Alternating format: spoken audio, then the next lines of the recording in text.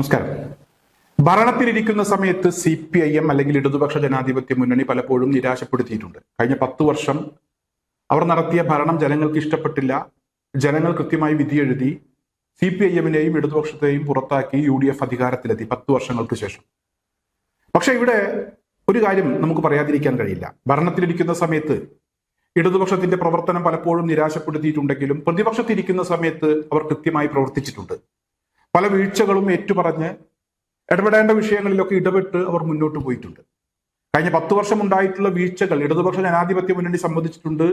പ്രത്യേകിച്ച് ആ മുന്നണിക്ക് നേതൃത്വം കൊടുക്കുന്ന CPIM അത് തുറന്നു പറഞ്ഞിട്ടുണ്ട്. സെക്രട്ടറി എന്ന നിലക്ക് താനൊരു പരാജയമായിരുന്നു എന്ന കാര്യം ഗോവിന്ദൻ മാഷ് തുറന്നു പറഞ്ഞു. അദ്ദേഹത്തിന്റെ വീട്ടിൽ നിന്ന് പോലും വിമർശനങ്ങൾ ഉണ്ടായിട്ടുണ്ട് എന്ന് അദ്ദേഹം പറഞ്ഞു. എന്തായാലും തെറ്റുകളൊക്കെ മനസ്സിലാക്കി ആ തെറ്റുകളൊക്കെ തിരുത്തി ഇടപെടേണ്ട വിഷയങ്ങളിൽ കൃത്യമായി പ്രതിപക്ഷത്തിരുന്നുകൊണ്ട് ഇടപെടും എന്നുള്ള ഒരു പ്രതീക്ഷ ഇടതുമുന്നണിയെ കുറിച്ച് ഉണ്ടായിരുന്നു. പക്ഷെ ആ പ്രതീക്ഷകളും ഇപ്പോൾ നഷ്ടപ്പെട്ടിരിക്കുകയാണ്.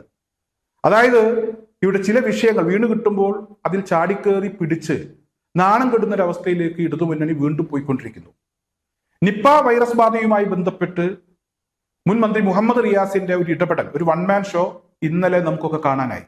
ഇത് കണ്ടപ്പോഴാണ് പ്രതിപക്ഷത്തും ഇവരുടെ പ്രവർത്തനം മോശമാണല്ലോ എന്ന് തോന്നിപ്പോയത്. കഴിഞ്ഞ സമയങ്ങളിലൊക്കെ പ്രതിപക്ഷത്തിരിക്കുമ്പോൾ വളരെ കൃത്യമായി ഇടപെട്ട പാർട്ടിക്ക് ഇത് എന്ത് സംഭവിച്ചു എന്ന് തോന്നിപ്പോവുകയാണ്.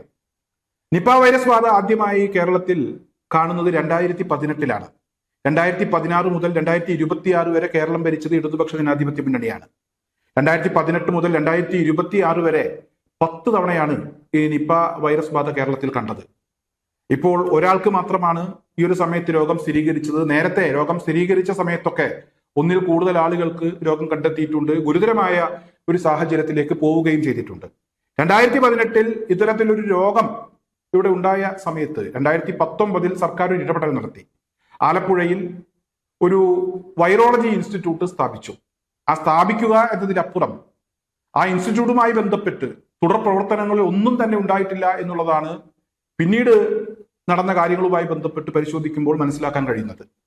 എന്തായാലും ഇപ്പോൾ UDF ഭരിക്കുന്ന സമയത്ത് ചാടിക്കേറി ഒരു വിഷയം കിട്ടിയപ്പോൾ മുഹമ്മദ് റിയാസ് എന്ന് പറയുന്ന മുൻ മന്ത്രി, ഇപ്പോൾ ബേപ്പൂർ MLA, അദ്ദേഹം ഒരു ഇടപെടൽ നടത്തി. കളക്ടറേറ്റിൽ പോയി കളക്ടറെ കണ്ടേ പോവുകയുള്ളൂ, കണ്ടെയ്ൻമെന്റ് സോണിലുള്ള ആളുകളുടെ അവസ്ഥ എന്താണ് എന്ന് അറിയാൻ കഴിയുന്നില്ല എന്നൊക്കെ പറഞ്ഞാണ് അദ്ദേഹം അവിടെ എത്തിയത്. മാധ്യമങ്ങൾ കൃത്യസമയത്ത് എത്തുകയും ചെയ്തു. അതെന്തോ ആവട്ടെ, ഒരു നേതാവ് എന്നുള്ള നിലക്ക് അദ്ദേഹം വരുന്നത് മാധ്യമങ്ങൾ അറിഞ്ഞു കാണും. ആ വിഷയത്തിലേക്ക് ഞാൻ കൂടുതൽ പോകുന്നില്ല. എന്തായാലും ഇദ്ദേഹത്തെ അടുത്ത് പരിചയമുള്ള ആളുകൾ, അദ്ദേഹത്തിന്റെ സ്വന്തക്കാരായിട്ടുള്ള ആളുകൾ അദ്ദേഹത്തെ ഒന്ന് പറഞ്ഞു മനസ്സിലാക്കണം. കഴിഞ്ഞ 10 വർഷം കേരളം ഭരിച്ചത് അദ്ദേഹത്തിന്റെ പാർട്ടിയാണ്. 2018 ഈ നിപ്പ വൈറസ് കേരളത്തിൽ കണ്ടത്.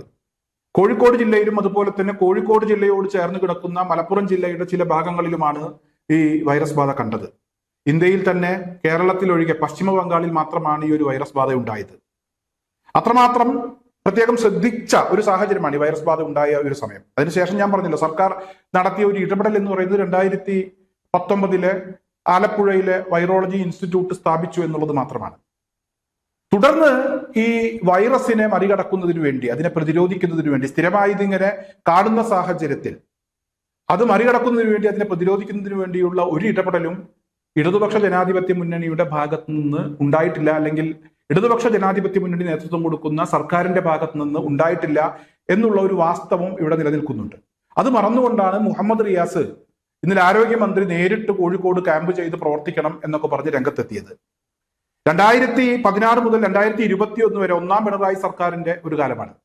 2021 മുതൽ 2026 വരെ രണ്ടാം പിണറായി സർക്കാർ കേരളം ഭരിക്കുന്ന സമയത്ത് കോഴിക്കോട് ജില്ലയിൽ 3 മന്ത്രിമാരുണ്ടായിരുന്നു. അതിലൊരു മന്ത്രി മുഹമ്മദ് റിയാസാണ്. അടുത്ത മന്ത്രി എന്ന് പറയുന്നത് AK ശശീന്ദ്രനാണ്. അതുപോലെ തന്നെ INLന്റെ അഹമ്മദ് ദേവർകോവിലാണ്. ഈ 3 പേർ കോഴിക്കോട് ജില്ലയിൽ നിന്നുള്ള മന്ത്രിമാരാണ്. ഇപ്പോൾ കോഴിക്കോട് ജില്ലയ്ക്ക് ഒരു മന്ത്രി ഇല്ല എന്നുള്ള ഒരു പരാതി നിലനിൽക്കുന്നുണ്ട്. എന്നാൽ 3 മന്ത്രിമാർ കോഴിക്കോട് ജില്ലയ്ക്ക് ഉണ്ടായിരുന്ന സമയത്ത് കോഴിക്കോട് ജില്ലയിൽ തുടർച്ചയായി ഇത്തരത്തിലുള്ള വൈറസ് ബാധ കാണുന്ന സാഹചര്യത്തിൽ എന്തൊക്കെ ഇടപെടലാണ് മുഹമ്മദ് റിയാസും മറ്റു മന്ത്രിമാരും ഒക്കെ നടത്തിയത് എന്ന കാര്യം കൂടെ ഒന്ന് പരിശോധിക്കുന്നത് ഈ ഒരു സാഹചര്യത്തിൽ നല്ലതായിരിക്കും. അതൊന്നും പരിശോധിക്കാതെ ഇപ്പോൾ വീണ് കിട്ടിയ നിപ്പ വൈറസിന്റെ മുകളിൽ പിടികൂടി ആരോഗ്യമന്ത്രി കോഴിക്കോട് ക്യാമ്പ് ചെയ്യണം, ഞങ്ങളല്ലാതെ ആരുണ്ട് എന്നൊക്കെ പറഞ്ഞാണ് മുഹമ്മദ് റിയാസ് ഈ കണ്ടെയ്ൻമെന്റ് സോണിലുള്ള ആളുകളെ ബന്ധപ്പെടണം എന്നൊക്കെ പറഞ്ഞ് രംഗത്തെത്തിയിരിക്കുന്നത്. യഥാർത്ഥത്തിൽ ഇപ്പോഴത്തെ ഈ വൈറസ് ബാധയുമായി ബന്ധപ്പെട്ട് കണ്ടെയ്ൻമെന്റ് സോൺ എന്ന് പറയുന്ന ഒരു സംഭവം ഇല്ല എന്നാണ് അറിയാൻ കഴിയുന്നത്. അങ്ങനെ ഒരു പ്രദേശത്തെ അങ്ങനെ അടച്ചുപൂട്ടിയിട്ടില്ല. നേരത്തെ അത്തരത്തിലുള്ള ചില ഇടപെടലുകളും അതുപോലെ തന്നെ കണ്ടെയ്ൻമെന്റ് സോൺ പ്രഖ്യാപനവും ഒക്കെ ഉണ്ടായിട്ടുണ്ട്. ഇപ്പോൾ അങ്ങനെയില്ല. മാത്രമല്ല, ഇവിടെ ഈ രോഗിയുമായി സമ്പർക്കം പുലർത്തിയ 30ഓളം ആളുകളുടെ പരിശോധനാ ഫലം ഇതിനോടകം പുറത്തു വന്നു കഴിഞ്ഞു. എല്ലാം നെഗറ്റീവാണ്. പോസിറ്റീവായിട്ടുള്ള ഒരു പരിശോധനാ ഫലങ്ങളും ഉണ്ടായിട്ടില്ല.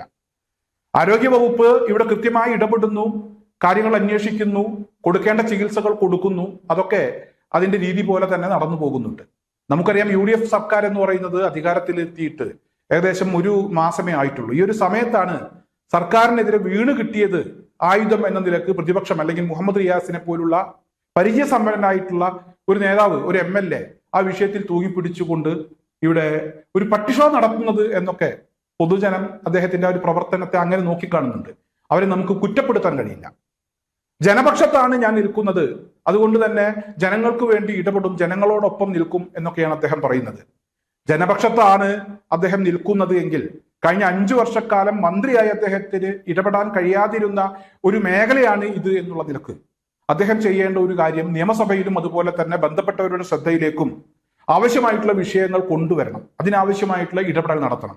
വെറുതെ മാധ്യമങ്ങളെ വിളിച്ച് എന്തെങ്കിലുമൊക്കെ പറഞ്ഞ് ഭരിക്കുന്ന സർക്കാരിനെ താറടിക്കാൻ ശ്രമിച്ചാൽ അതൊന്നും വിലപ്പോകുന്ന ഒരു കാലമല്ല ഇപ്പോൾ. ജനങ്ങൾ അതൊക്കെ കൃത്യമായി തിരിച്ചറിയും.